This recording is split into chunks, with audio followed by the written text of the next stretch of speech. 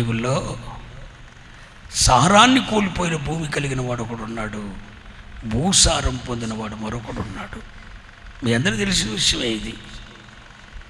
ఇస్సాకు కుమారుల్లో ఏశావు, అతని భూమి సారం లేకుండా బ్రతికాడు. చదువుకొని ఇంటికి వెళ్ళిన తర్వాత ఆదికాండం 27 అధ్యాయం మీరు చదువుకొని ఇంటికి వెళ్ళి. ఇప్పుడు వద్దు, ఇస్సాకుకి 2 కొడుకులు ఉన్నారు, ఒకడు ఏశావు.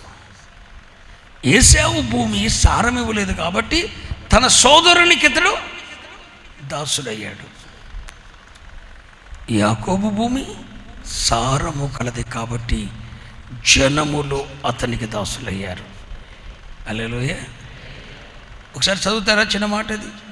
ఆదికాండం 27:39. నీ నివాసము భూసారము లేకయు సారము లేకయు పైనుండి పడు ఆకాశపు మంచు లేకయు ఉండును. నీవు నీ కత్తి చేత బ్రతుకుదువు, నీ సహోదరునికి దాసుడు. ఈడు భూమి సారం ఇవ్వలేదు కాబట్టి దాసుడు అయిపోయాడు. ఏశావు భూమిలో ఏమి లేదు, మాట్లాడండి, సారం లేదు కాబట్టి తన సహోదరునికి ఇతడు దాసుడయ్యాడు.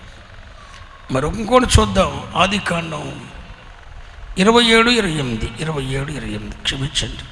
ఆకాశపు మంచును భూసారమును విస్తారమైన ధాన్యమును ద్రాక్షారసమును దేవుడు నీకు అనుగ్రహించును. భూసారమును దేవుడు నీకు అనుగ్రహించును.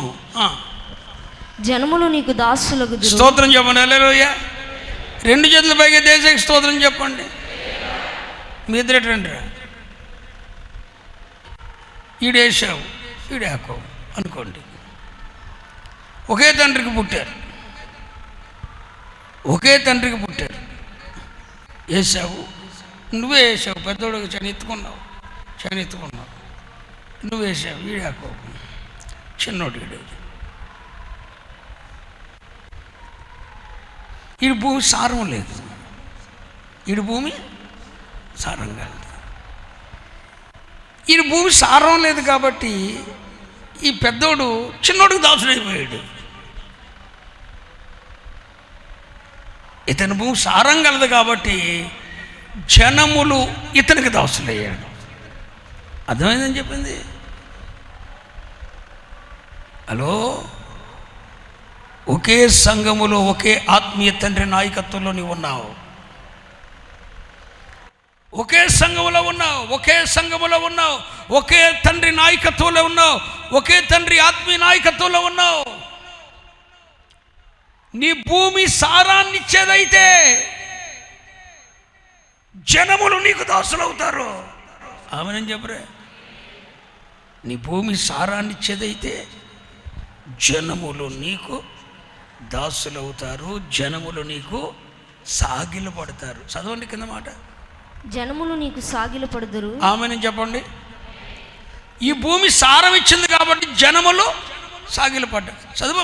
బంధుజనులకు నీవు ఏలికవైందువు. జనములు నీకు దాసులగుదురు, జనములు నీకు ఒక్కొక్క మాట అన్నప్పుడు మీరు ఆమెనని చెప్పండి. ఇతని భూమి ఏమిస్తుంది? సారం ఇస్తుంది కాబట్టి జనములు ఇతనికి దాసులయ్యారు. ఆమె జనములు ఇతనికి సాగిలపడ్డారు. ఇతని బంధుజనులకు ఇతడు ఏలికయ్యాడు. ఇతని తల్లి పుత్రులు ఇతనికి, ఇతని కన్నోళ్ళందరూ, ఇలా అమ్మ కన్నోళ్ళందరూ వీడికి సాగిలపడుతున్నారు. ఈయన్ని దేవుడిని చెప్పిస్తే దేవుడు చెప్పించేస్తున్నాడు, ఈయన్ని ఎవడని చెప్పిస్తే దేవుడు వాళ్ళని చెప్పించేస్తున్నాడు, ఈయన్ని ఎవడని దీవిస్తే దేవుడు వాళ్ళని దీవించేస్తున్నాడు. హలో, దేవుని కొరకు నువ్వు సారాన్ని ఇచ్చే వ్యక్తివైతే, మీ నాన్నకి 2 కొడుకులు అనుకో, నువ్వు దేవుని కొరకు సారాన్ని ఇచ్చే వ్యక్తివి నీవైతే జనములు నీకు దాసులవుతారు, జనములు నీకు సాగిలపడతారు, నీ బంధువులకు నీవు ఏలికవవుతావు, నీ తల్లి కన్న బిడ్డలందరూ కూడా నీకు సాగిలపడాల్సిందే. నువ్వు దేవుని కొరకు సారాన్ని ఇస్తే మీ అమ్మ కన్న బిడ్డలందరూ నీకు సాగిలి పడతారు. యోసేపు పొనకు మిగిలిన 11 పనులు సాష్టాంగపడ్డాయి. మీ అమ్మ కన్నోళ్ళే, మా అమ్మ కన్నోళ్ళే. నా కాళ్ళలా టచ్ చేయకుండా వెళ్ళేవారు ఎవరు లేరు. నా పెద్దక్క, నా చిన్నక్క, నా తమ్ముడు, నా అన్న.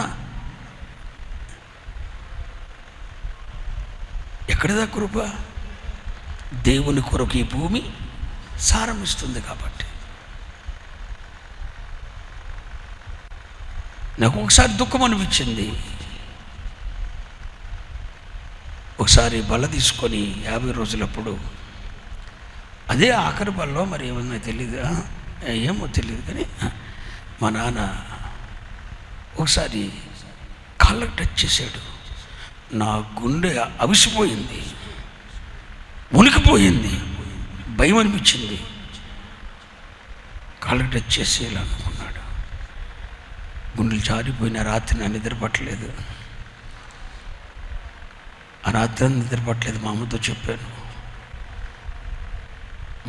చెప్పాను. సరిగ్గా మా అమ్మ ఇంకొక 2 నెలలు చనిపోతుంది అనగా సేమ్ సిచ్యువేషన్. అమ్మ కూడా నా 2 కాళ్ళు పట్టుకుంది. ఏంటమ్మా నాన్న తప్పు చేశాడంటే, నువ్వు అలా చేస్తావు, నన్ను ఏమైపోమ్మని అంటే, కాదు నాన్న, కాదు కొడుక, నువ్వు దేవుడు అనుకున్నవాడివి, నువ్వు దేవుని సొత్తు, నువ్వు దేవుని వాడవు, అంతే. నువ్వు నా కొడుకు కాదు, నువ్వు దేవుని బిడ్డవు, నువ్వు దేవుని యాజకుడువు. నా తల్లి సాగిలపడింది, నా తండ్రి సాగిలపడ్డాడు, నా అన్నదమ్ములందరూ, నా అక్క చెల్లెళ్ళందరూ, అన్నలు, తమ్ముళ్ళు, అక్కలు కూడా నా తల్లి కన్నబిడ్డలందరూ. కారణం ఒకటే, ఈ భూమి దేవుని కొరకు సారాన్ని ఇస్తుంది.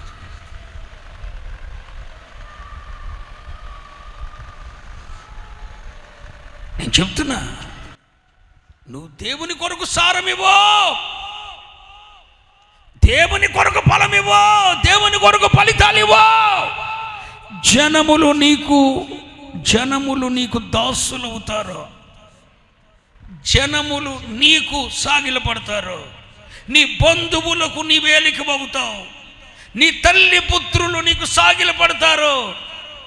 నిన్ను దీవించేవాడిని దేవుడు దీవించేస్తుంటాడు, నిన్ను శపించేవాడిని నువ్వు ఎవరిని చెప్పించిన అవసరం లేదు. నీ జోలికి ఎవడైనా వస్తే దేవుడే చూసుకుంటాడు. నీ గురించి ఎవరైనా రహస్యంగా మాట్లాడుకున్నా, లోపల కొనుక్కున్నా, దేవుడే చూసేసుకుంటాడు వాళ్ళ సంగతి. ఎప్పుడు నువ్వు సారాన్ని ఇస్తే. మరి యాకోబు ఉన్నాడు, సారాన్ని ఇవ్వలేదు, అది క్షమించండి. ఎవరు? ఏసావు ఉన్నాడు, సారాన్ని ఇవ్వలేదు. అతని తమ్ముడికి ఇతడు దాసు. ఎంత బాధ అండి! అతని తమ్ముడికి ఇతడు దాసుడైపోయాడు. సారాన్ని ఇవ్వకపోతే నీవు ఇంకొకటి దాసుడు అవుతావు. సారాన్ని ఇస్తే జనములు నీకు దాసులు అవుతారు. నీ ఇష్టం.